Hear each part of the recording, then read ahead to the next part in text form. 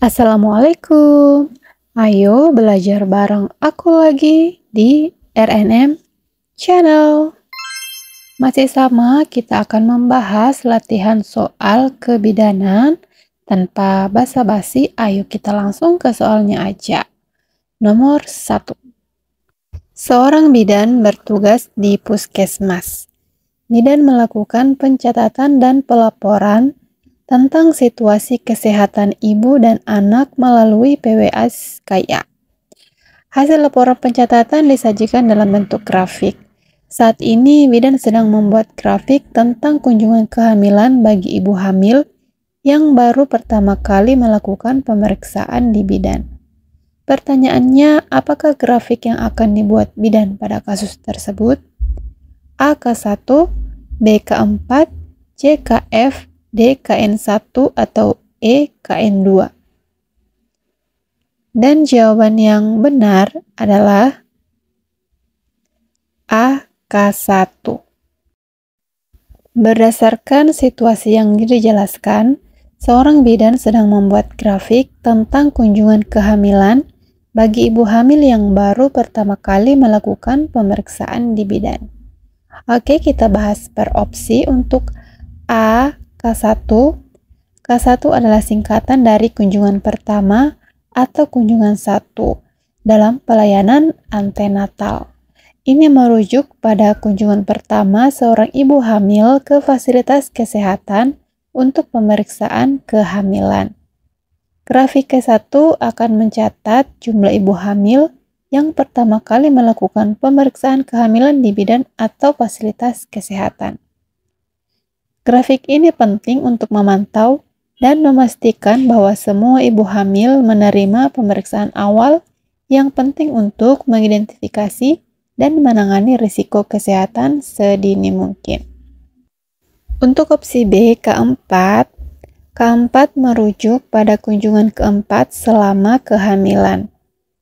Grafik keempat mencatat ibu hamil yang telah melakukan kunjungan kehamilan sebanyak 4 kali sesuai standar pelayanan antenatal yang disarankan. Untuk opsi C, KF biasanya merujuk pada kunjungan persalinan atau kunjungan fasilitas. Grafik ini digunakan untuk mencatat data ibu yang melakukan persalinan di fasilitas kesehatan.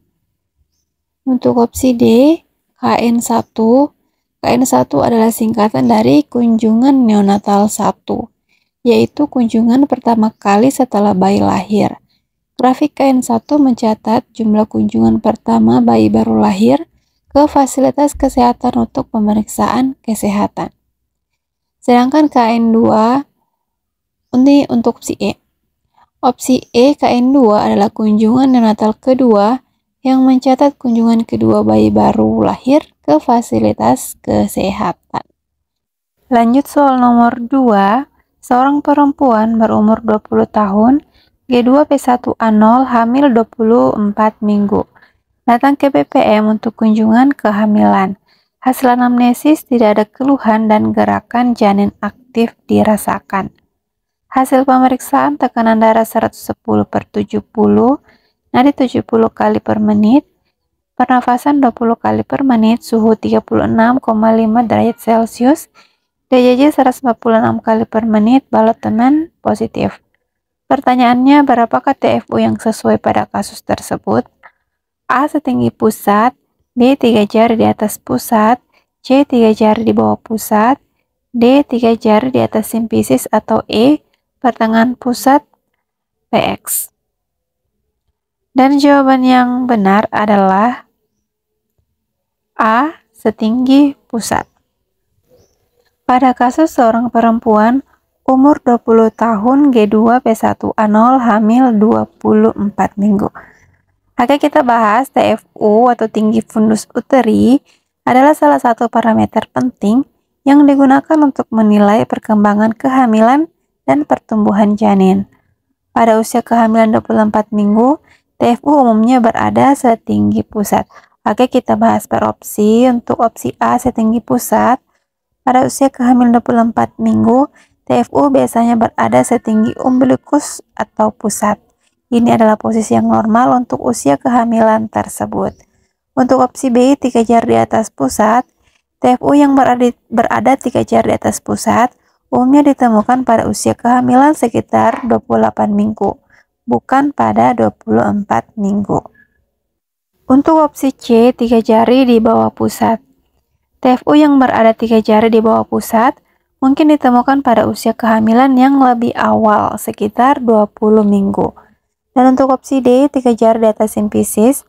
TFU yang berada 3 jari di atas simfisis pubis biasanya ditemukan di umur kehamilan sekitar 12 minggu. Sedangkan untuk opsi E, pertengahan pusat, prosesus sipoideus, TFU yang berada pertengahan antara pusat dan prosesus sipoideus biasanya ditemukan pada usia kehamilan sekitar 32 minggu. Oke, jawabannya A, setinggi pusat. Lanjut soal nomor 3. Seorang perempuan umur 20 tahun, G2P1A0, hamil 24 minggu, datang ke posyandu untuk memeriksakan kehamilan. Hasil anamnesis tidak ada keluhan dan gerakan janin aktif dirasakan. Hasil pemeriksaan tekanan darah 110/70, nadi 70 kali per menit, pernafasan 20 kali per menit, suhu 36,5 derajat Celcius. TFU setinggi pusat, DJJ 146 kali per menit dan teratur. Pertanyaannya, apakah peran yang dilakukan bidan pada kasus tersebut?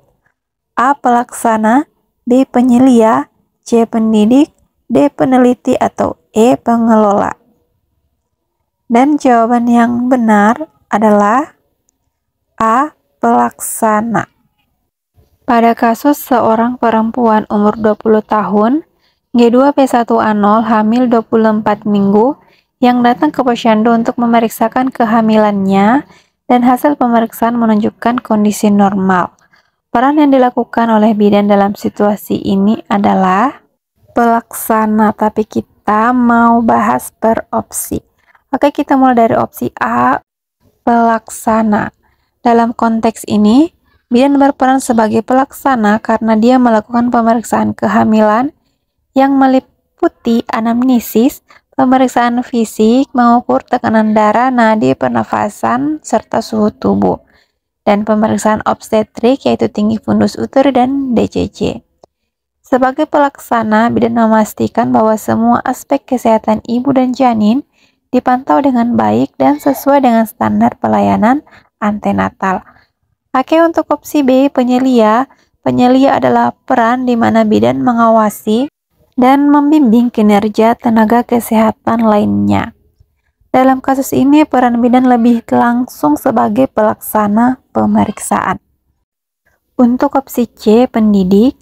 Pendidik adalah peran bidan ketika memberikan edukasi atau konseling kepada ibu hamil mengenai kehamilan, persalinan, perawatan bayi, dan kesehatan reproduksi. Meskipun bidan mungkin memberikan informasi kepada ibu selama pemeriksaan, peran utama yang ditonjolkan dalam kasus ini adalah pelaksana pemeriksaan. Untuk opsi D, peneliti. Peneliti adalah peran bidan dalam melakukan penelitian untuk meningkatkan praktik kebidanan dan pelayanan kesehatan. Dalam konteks kasus ini, bidan tidak sedang melakukan kegiatan penelitian. Dan untuk opsi E, pengelola. Pengelola adalah peran bidan dalam mengelola program kesehatan, seperti merencanakan, mengorganisir, dan mengawasi program kesehatan di posyandu atau fasilitas kesehatan. Ini tidak sesuai dengan peran yang ditunjukkan dalam kasus ini. Oke, lanjut soal nomor 4. Seorang perempuan umur 30 tahun, G1P0A0, hamil 32 minggu, datang ke PMB dengan keluhan kaki dan betisnya bengkak. Hasil anamnesis, bengkak terjadi sejak 1 minggu yang lalu. Hasil pemeriksaan tekanan darah 120/70, nadi 80 kali per menit, suhu 36,8 derajat Celcius. Pernafasan 20 kali per menit, TFU 26 cm. Punggung kanan, presentasi kepala divergen, DJJ 130 kali per menit, udema positif pada kaki dan tungkai. Pertanyaannya, konseling apakah yang paling tepat pada kasus tersebut? A. Hindari posisi kaki menggantung. B. Gunakan kaos kaki pembebat. C. Kurangi konsumsi garam. D. Batasi aktivitas berat. Atau E. Atur pola makan. Dan jawaban yang benar adalah A. Hindari posisi kaki menggantung.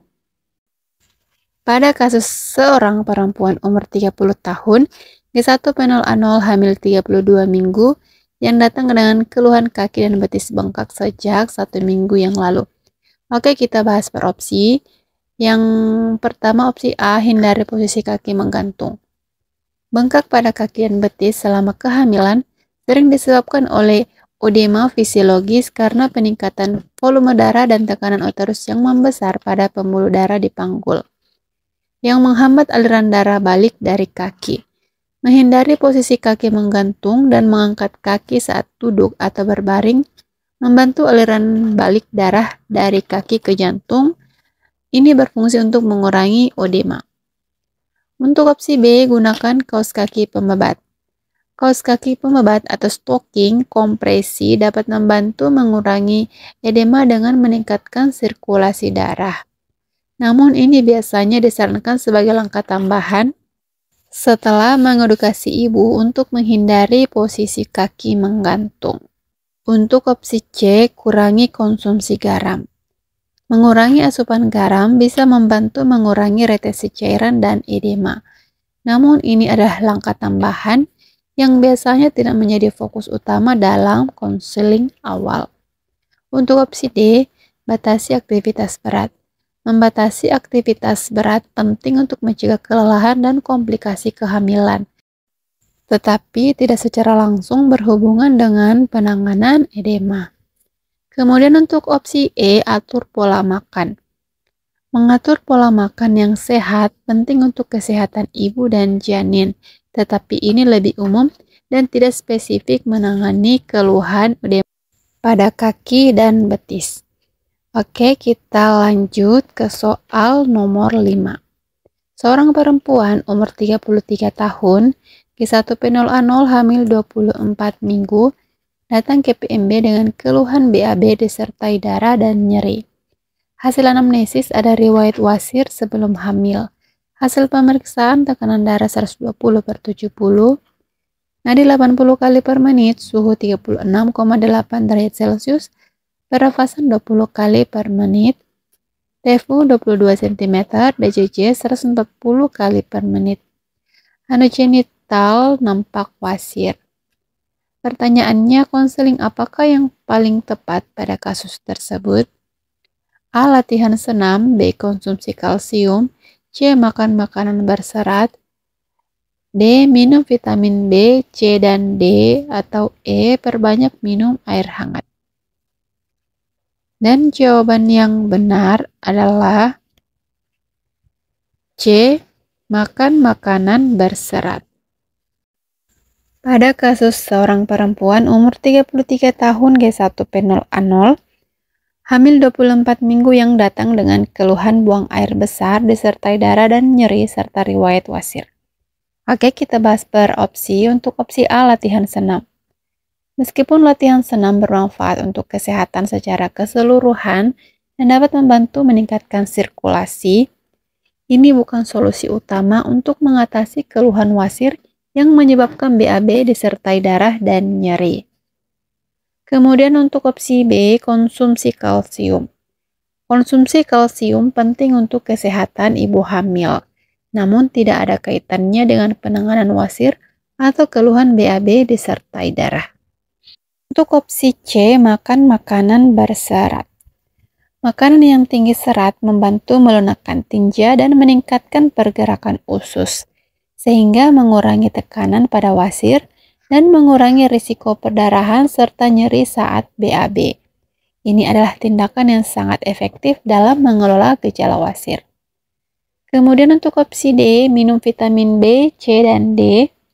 Meskipun vitamin ini penting untuk kesehatan umum, vitamin ini tidak secara langsung mengatasi keluhan wasir dan BAB berdarah. Dan untuk opsi E, perbanyak minum air hangat.